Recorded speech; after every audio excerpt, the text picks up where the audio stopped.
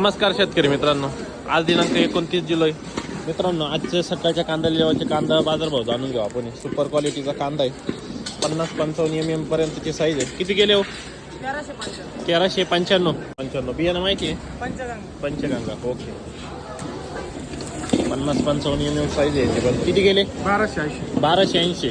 बरं, 1280 rupees. Super क्वालिटीची गोल्टी किती गेली हो? 853. बरं, 853 रुपये. सुपर क्वालिटीचा कांदा आहे मित्रांनो, 65-70 mm पर्यंतची साईज आहे. किती गेले हो? 1431. कोणतं बियाणं? येलोरा. बरं, सुपर क्वालिटी आहे. आपण 50-55-60 mm पर्यंतची साईज आहे. किती गेले हो?